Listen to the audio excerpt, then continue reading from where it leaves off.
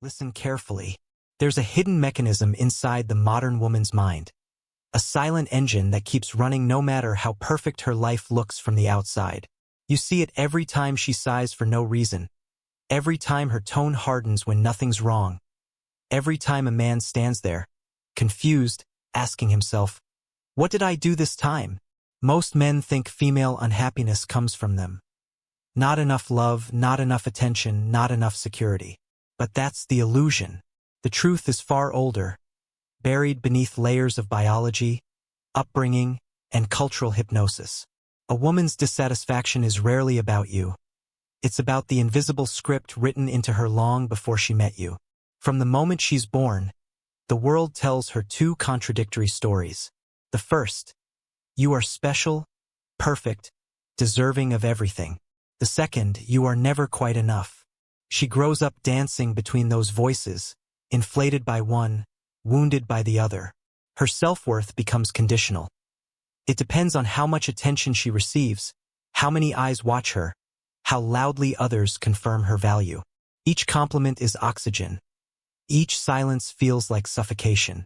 By the time she reaches adulthood, she's already addicted, not to love itself, but to the feeling of being adored. She doesn't want peace. She wants stimulation. And when the man she chooses gives her stability instead of chaos, she mistakes the calm for boredom. Her nervous system, trained for drama, can't recognize peace as safety. It interprets it as emptiness. So she begins to pick at perfection. Tiny criticisms that grow into storms. He's too calm, too predictable, too available. She confuses steadiness with weakness and kindness with lack of passion. And the more he tries to prove his devotion, the more invisible he becomes. Because the unhappy woman doesn't crave solutions, she craves sensation. Her mind equates intensity with importance. If the relationship isn't burning, she feels nothing. Here lies the cruel paradox. The very thing she thinks she wants, security, consistency, unconditional love, is the thing her psyche will eventually reject. Not because she's evil or manipulative, but because she's been wired since childhood to chase peaks, not plateaus. The fairy tales, the movies, the endless social media love stories all taught her that happiness is something that happens to you, not something you build from within. Every scroll through her feed reinforces the same lie. Someone out there is happier, wealthier, more adored. Every perfect couple online becomes another mirror reflecting what she doesn't have. And comparison is a poison that seeps into her bloodstream daily, convincing her that ordinary life, the slow mornings, the imperfect man, the simple apartment, is failure. She doesn't realize she's chasing a ghost, the fantasy version of herself that never existed. And when reality doesn't match that fantasy, she directs the pain outward. The man beside her becomes the villain in a story she's been told since childhood. The one where the woman suffers until the world finally gives her what she deserves. But the world never does. Because what she truly longs for isn't another gift, another trip, another man. It's the ability to feel whole without needing any of those things. Yet few women ever stop to look inward. It's easier to keep running the script. Complain, blame, replace, repeat.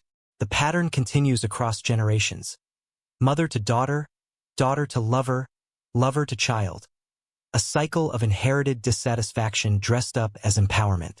And the men caught in its orbit keep asking the same quiet question. How do you make an unhappy woman happy? The painful answer is you can't.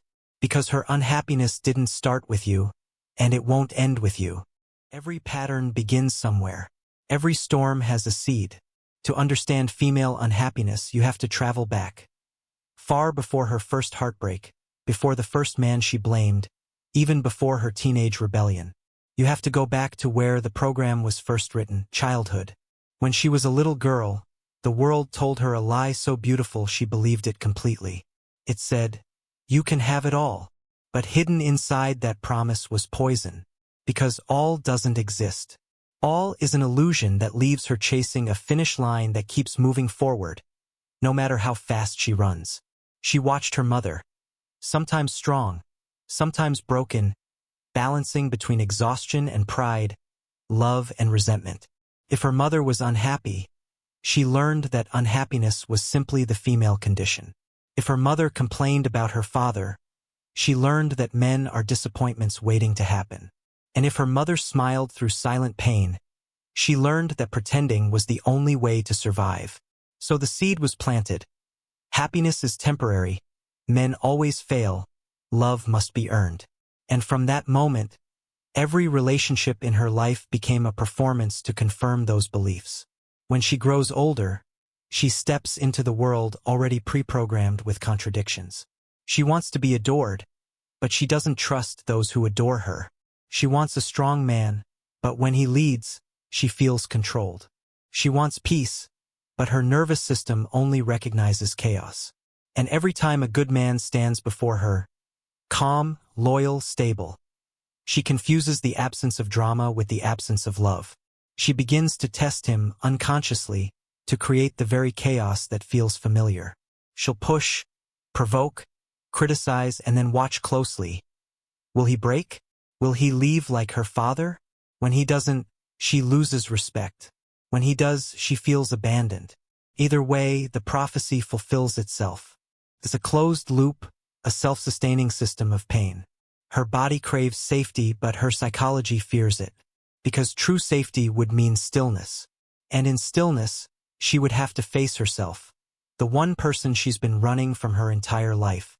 Modern culture has only deepened this fracture.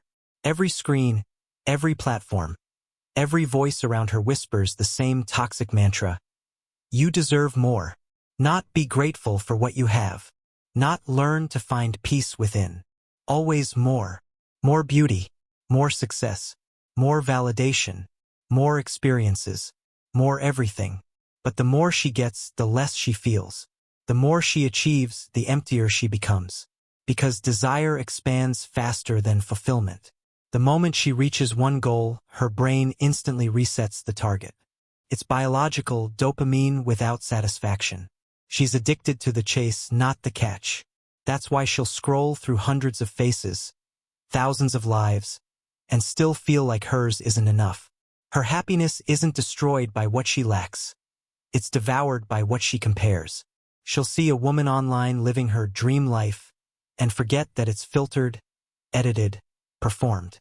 She won't see the loneliness behind the curated smiles, the debt behind the designer bag, the emptiness behind the luxury. Her mind will whisper, "Why don't I have that?"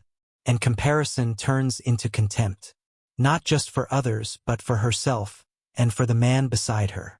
Because he becomes the symbol of everything she's settled for. He becomes the mirror that reflects the gap between what she imagined life would be and what life really is. And once that resentment starts, it spreads like wildfire. Every gesture from him, no matter how kind, becomes wrong. Every act of love, no matter how genuine, feels insufficient. She thinks, he doesn't understand me. But how can he when she doesn't understand herself? Then comes the psychological inheritance, the unspoken lessons passed down through generations. Her grandmother was taught to suffer quietly. Her mother was taught to endure loudly. She, the modern woman, was taught to conquer. But no one ever taught her how to be content. No one told her that peace isn't a gift. It's a skill. No one explained that fulfillment doesn't come from getting more, but from needing less. So she builds her life like a castle made of mirrors. Shiny, fragile, endlessly reflecting her own discontent. And every man who enters that castle tries to rearrange the mirrors, to fix the angles, to make her smile again. But it's useless, because her unhappiness isn't a reflection of him. It's the reflection of a reflection, bouncing endlessly through the hallways of her own expectations. And here's the cruelest twist. Society applauds her for being dissatisfied, because dissatisfaction sells. Unhappiness drives consumption. It drives envy. It drives the endless machine of not enough. If women were truly content with themselves, with their lives, with their men, the world's entire marketing system would collapse overnight. So the culture keeps her restless, makes her question everything that could bring her peace, tells her to chase instead of cherish. And the result? She becomes addicted to the drama she claims to hate, the same way a person addicted to noise can't sleep in silence. She wants calm, but calm feels empty. She wants love, but love feels too safe. She wants happiness, but happiness feels unfamiliar. So she pushes it all away, again and again, until one day she looks at her life, her partner, her reflection, and whispers, "I don't even know why I'm not happy." The truth is simple but brutal. She's not unhappy because life failed her. She's unhappy because she was never taught how to live without needing something more. There's a moment in almost every woman's life when she looks into the mirror and no longer recognizes the person staring back. The reflection is perfect. The makeup, the hair, the soft angle of practiced confidence. But behind the eyes, there's an ache she can't explain. A quiet question burns beneath the surface. Why do I feel nothing? The mirror doesn't lie, but it doesn't tell the truth either. It only shows the performance.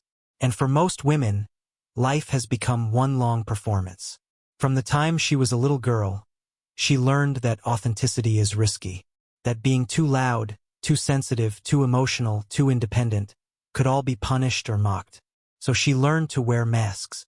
A mask for family, a mask for friends, a mask for love. Each one crafted to be acceptable, admired, safe.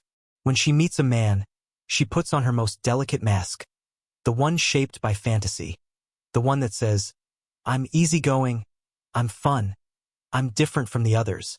She hides her insecurities behind charm, her fears behind laughter, her emptiness behind desire. For a while, even she believes the act. But masks are heavy, and pretending is exhausting. So slowly cracks begin to appear. The laughter sounds forced. The tenderness becomes distant. The eyes that once sparkled now flicker with quiet resentment. She's tired, not of him but of herself. Tired of pretending to be the version of a woman she thought he would love. And when the mask finally slips, she feels anger. Not because he betrayed her, but because he didn't see through her sooner. Because deep down, she's furious that she had to hide it all. Furious that she can't just be and still be chosen. It's one of the greatest paradoxes of modern femininity. She wants to be adored for her true self, yet she fears that her true self isn't enough. So she becomes a shapeshifter, adjusting her tone, her values, even her desires to match whatever image she believes will be most loved. But every transformation comes with a cost. Because each time she edits herself for approval, she reinforces the same belief that she's unworthy without it. And with each repetition, the distance between who she is and who she pretends to be grows wider, until she's lost in the gap. The tragedy is that she's rewarded for the performance. Society calls it charm. Social media calls it confidence. Men call it mystery. But what it really is fear wearing lipstick. And fear, no matter how beautiful, cannot sustain happiness. The more she performs, the more she begins to resent the very things that once validated her. The compliments feel hollow. The attention feels shallow. The admiration feels like surveillance. Another reminder that she's being watched, not seen. She can't stop playing the role, though, because without it, who is she? She's been told her worth comes from desirability, that being loved is more important than being whole. So, she stays in character, the good woman, the understanding partner, the independent queen. But inside, the real her, the one who just wants to be loved without audition, begins to rot in silence. Then, when unhappiness finally surfaces, it comes out sideways. She'll pick fights over small things, a tone, a word, a forgotten detail. She'll say he's not emotionally available. But what she really means is she's not emotionally connected to herself. She'll demand more romance, more effort, more proof. But no amount of proof can fill a void created by inauthenticity. Because no man can love the mask enough to heal the woman behind it. Men try. They offer reassurance, gifts, devotion. But it never lands. Because the mask can't feel, it can only perform. And every act of love he gives to the mask feels like a betrayal to the real her, the one suffocating underneath it. So she lashes out, withdraws, begins to devalue what once felt sacred. She tells herself, he's changed, but he hasn't. She has, or rather, she's reverting. The fantasy version of her, the one who could sustain the illusion, is dying. And the real version, Anxious, confused, unsatisfied, is resurfacing, demanding attention. But because she never learned to face herself without judgment, she directs that discomfort outward. He becomes the scapegoat. He becomes the problem, the living embodiment of her internal disconnection. There's another, darker layer. The culture around her praises the mask and punishes the truth. It tells her that vulnerability is weakness, that admitting emptiness means she's broken, that wanting simplicity makes her outdated. She's told to be powerful yet soft, confident yet humble, sexy yet pure. And when she inevitably fails to be all of these things at once, she feels defective. So she doubles down on control. She micromanages life, love, men. Anything that makes her feel she's still in charge of the chaos. But control doesn't bring peace. It just tightens the loop. The more she controls, the less she trusts. The less she trusts, the less she connects. And the less she connects, the more unhappy she becomes. That's the paradox most people never see. The modern woman is drowning, not because the world oppresses her, but because she's suffocating under the weight of her own performance. And by the time she realizes that the mask she wore for safety has become her cage, it's already too late. She's built her identity around it. Her friends expect it. Her followers adore it. Her partner fell in love with it. And removing it would mean tearing her world apart. This is the quiet tragedy of so many modern relationships. Two people loving each other's masks, never realizing that behind those masks are strangers who could have truly connected if only they had dared to be real. And yet, behind all that pretense, one truth remains. She isn't evil. She isn't shallow. She isn't hopeless. She's simply terrified of being ordinary, of being unseen, of being herself and losing love because of it. So she clings to the illusion, smiles through the emptiness, and convinces the world, and herself, that she's fine. But the mirror knows. The mirror always knows. There comes a moment, quiet, fragile, and cruelly honest, when a woman finally realizes that no one is coming to save her. Not the man she idealized, not the career she sacrificed for, not the lifestyle she chased like oxygen.